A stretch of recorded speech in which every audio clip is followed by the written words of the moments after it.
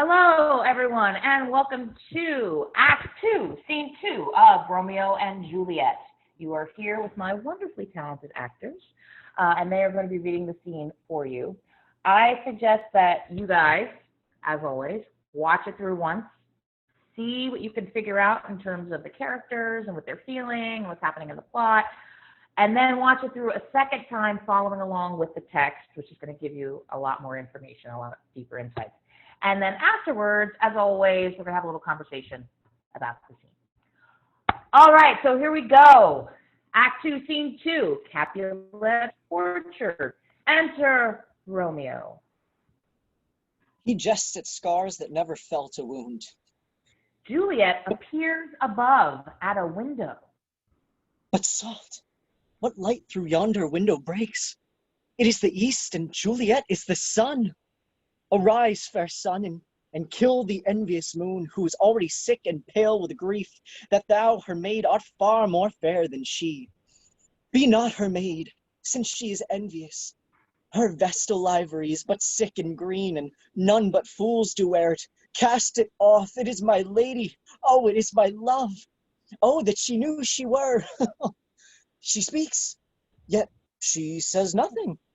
What of that? Her eye discourses, I will answer it.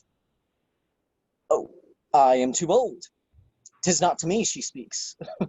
Two of the fairest stars in all of the heaven, having some business, do entreat her eyes to twinkle in their spheres till they return. What if her eyes were there? They in her head, the brightness of her cheek would shame those stars as daylight doth the lamp. Her eyes in heaven would through the airy region stream so bright that birds would sing and think it were not night. See how she leans her cheek upon her hand. Oh, that I were glove upon that hand, that I might touch that cheek. Ay me. Oh, she speaks. Oh, speak again, bright angel, for thou art as glamorous to this night. Bending o'er my head, as is a winged messenger of heaven, unto the white, upturned, wandering eyes of mortals that fall back to gaze on him when he bestrides the lazy, pacing clouds and sails upon the bosom of the air. Oh, Romeo, Romeo. Wherefore art thou Romeo? Did I thy father and refuse thy name? Or if thou wilt not, but be sworn my love, and I'll no longer be a Capulet. Shall I hear more, or shall I speak at this? 'Tis but thy name that is my enemy. Thou art thyself, though not a Montague. What's Montague? It is nor hand, nor foot, nor arm, nor face, nor any other part belonging to a man. Oh, be but some other name. What's in a name? That which we call a rose by any other name would smell as sweet. So Romeo would, were he not Romeo called, retain that dear perfection which he owes without a title. Romeo, doff thy name, and for that name which is no part of thee, take all myself. I take thee at thy word, call me but love, and I'll be new baptized. Henceforth I never will be Romeo. What man art thou that thus bescreened in night so stumblest on my counsel? By a name I know not how to tell thee who I am. My name, dear saint, is hateful to myself, because it is an enemy to thee. Had I it written, I would tear the word. My ears have not yet drunk 100 words of that tongue's utterance, yet I know the sound. Art thou not Romeo and a Montague? Neither, fair maid, if either thee dislike. How camest thou hither? Tell me, and wherefore? The orchard walls are high and hard to climb, and the place death, considering who thou art, if any of my kinsmen find thee here. With love's light wings did I overperch these walls, for stony limits cannot hold love out, and what love can do, that dares love attempt. Therefore thy kinsmen are no stop to me. If they do see thee, they will murder thee. Alack, there lies more peril in thine eyes than 20 of their swords. Look thou but sweet, and I am proof against their enmity.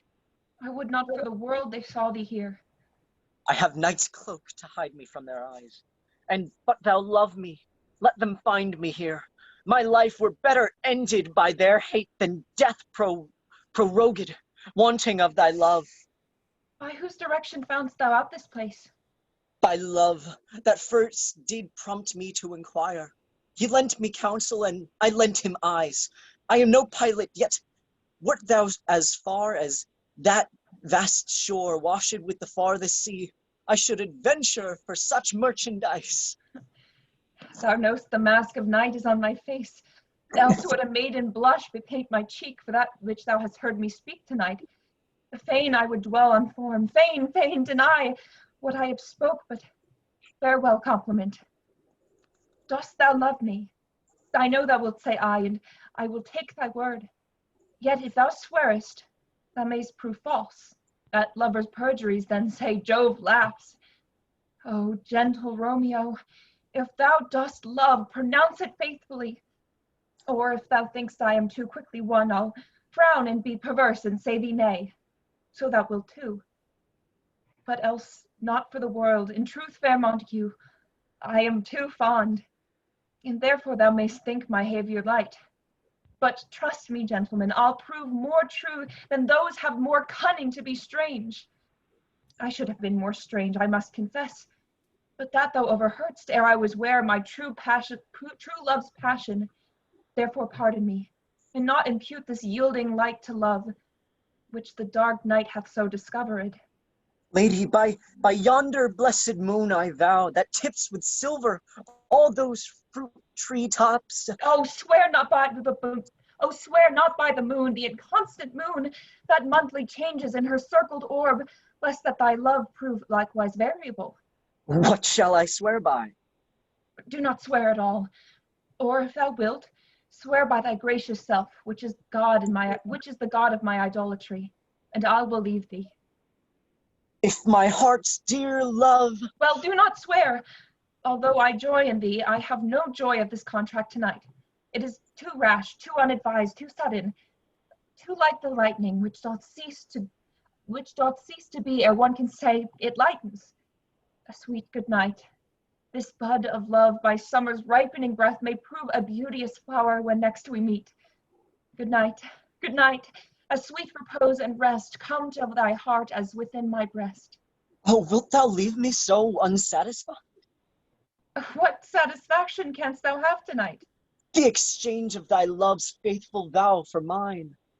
I gave thee mine before thou didst request it, and yet I were to give it again. Wouldst thou withdraw it? And for what purpose, love? But to be frank, and give it thee again. And yet I wish for the thing I have. My bounty is as boundless as the sea. My love is deep. The more I give thee, the more I have, for both are infinite. I hear some noise within. Dear love, adieu. Anon, good nurse. Sweet Montague, be true. Stay but a little while. I'll come back again. Oh, blessed night. I am afeared. Being a knight, all this is but a dream, too flattering, sweet to be substantial. 3 words, dear Romeo, and good night indeed. If that thy bent love be honorable, thy purpose marriage, send me word tomorrow, by one that I'll procure to come to thee. Where and what time wilt thou perform the rite, and all my fortunes at thy foot I'll lay, and follow thee, my lord, throughout the world. Madam! I come anon, but if thou meanest not well, I do beseech thee. Madam! By and by I come, to cease thy suit and leave me to my grief. Tomorrow I will send. So thrive my soul. 1,000 times good night. 1,000 times the worse to want thy light. Love goes toward love as schoolboys from their books, but love from love toward school with heavy looks. Hist, Romeo, hist! Oh, for a falconer's voice to lure this tassel gentle back again. Bondage is hoarse and may not speak aloud, else I would tear the cave where echo lies, and make her airy tongue more hoarse than mine, with repetition of my Romeo's name. It is my soul that calls upon my name. How silver sweet sound lovers' tongues by night, like softest music to attending ears. Romeo, My sweet, at what o'clock tomorrow shall I send to thee? by the hour of 9. I will not fail. 'Tis 20 years till then. I have forgot why I did call thee back. Then let me stand here till thou remember it. I shall forget, to have thee stand there, remembering how I love thy company. And I'll still stay to have thee still forget forgetting any other home but this. 'Tis almost morning. I would have thee gone, and yet no further than a wanton's bird, who lets it hop a little from her hand like a poor prisoner in its twisted gyves, and with a silk thread plucks it back again, so loving, jealous of his liberty. I would I were thy bird.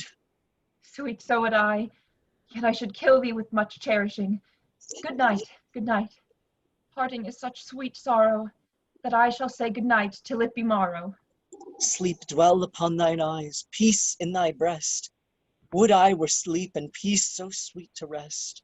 Hence will I to my ghostly father sell his help to crave and my dear hap to tell. Very nice. Good job, you guys. So let's talk a little bit. Let's talk to Romeo and Juliet and the nurse. So I'm going to ask the same question I always ask. What's going on in this scene? What's happening? It is the first, like, sort of private rendezvous between Romeo and Juliet, where we really kind of get to see the depth of their budding love, if you will. Okay, good. So in the beginning, just to clarify, so Romeo is looking at her in all of his love and all of his passion, and she doesn't see him. Yeah. And she just happens to be on the balcony talking about him at the same time, of course. And then they, she's like, "Who's that in the woods?" And then they find each other, and then they express all their love. I think this is one of the most famous scenes in all of Shakespeare. For sure. Yes. Why do you guys think that is? I want to hear from the nurse too. So Juliet, Romeo. Let's hear from Juliet, then Romeo, then the nurse. Why do you think that this scene is such a big deal?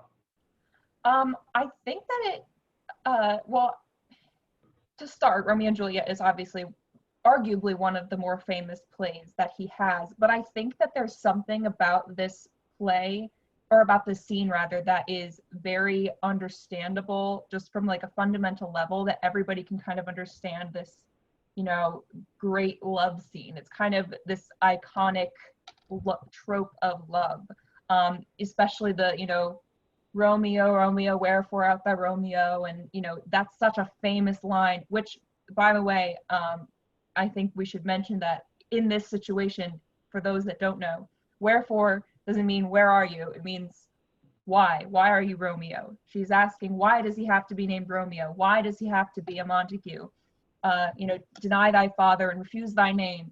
Just pretend you're not Romeo anymore, and I'll love you. And if you can't give it up, I'll be able being a Capulet. So, I think that's important, because a lot of people, I think, know that quote, but not necessarily know that wherefore means why, not where. Mm-hmm. Also, the reason why, she's not looking for him and then surprised that he shows up. She doesn't expect him to be there, and she gets freaked out and knows he's listening. Yeah, but so I think, it is a scene that sticks out because of just how memorable it is in terms of, like, when you're thinking about great love stories, if you will. This is the one scene that kind of, it's also really one of the happiest scenes between them. Things just go downhill from here. So so I think that if you're talking about the great love story of Romeo and Juliet, if you want to call it that, this is the scene. So that's my take. Good. Romeo, what are your thoughts, Romeo? Absolutely. No, I completely agree. There are so many iconic lines just in this one scene. Like, I counted like 2 or 3 that I hear regularly. Like, wherefore art thou, Romeo, and also parting is such sweet sorrow. Like, there are so many different lines just in this one scene. Exactly. What's in a name? Rose by any other name would smell just as sweet. Like, there are so many different lines in just this one scene, and I think it's kind of our boy Billy Shakes showing off a little bit. He's such an incredible writer. He's such an incredible writer, and he's really like showing off in this one scene. I mean, just even the one line at the end of the scene where she's like talking about a bird, she's like, pet the bird. He's like, oh man, I wish I were that bird. And she's like, yeah, but like if you were a bird and I like pet you too hard, if I cherish you hard, then you would be dead. It's like, what writer thinks of that? Like, what, who, who thinks of that? Shakespeare. Exactly. It's just, I don't know. I mean, like, not to sound like an old man, but like they don't write them like they used to, you know? They don't. They don't write them. They don't write love scenes like they used to. That's absolutely true. Much less Absolutely. poetic. Yes, definitely less poetic. Deb, do you have anything to add? Nothing really other than this is exactly that. It's that iconic balcony scene. You know, it is that scene where young Romeo is going behind everybody's back to visit Juliet and tap, tap, tap, throwing the stone at the window, you know, type thing. And fast forward to even West Side Story, it's that balcony scene, you know? So it just, that scene has transcended decades of people transforming that. That is when you think Romeo and Juliet, that scene is exactly what you're thinking with Romeo and Juliet. Romeo, wherefore art thou? And a rose. Like, scripts were made on this particular scene 1,000 times over. Mm-hmm. So yeah, this is that scene. Absolutely, absolutely. And before we end, what does Romeo and Juliet agree upon at the end of the scene? So what do they decide that they're going to do now? They're going to have their, what is it, 9 o'clock? Was that the hour? If I remember? Yes. Yes, they're going, yes, 9 o'clock. They're going to meet, and she's saying, like, if your love is true and you want to marry me, then like send for me tomorrow and we'll meet and let's do it. Right. All right. Yeah, they're getting married. They're getting married. Someone's going to a chapel. Quick. Somebody's going to a chapel. Absolutely. All right, guys. Well done. See you next time. And recordings.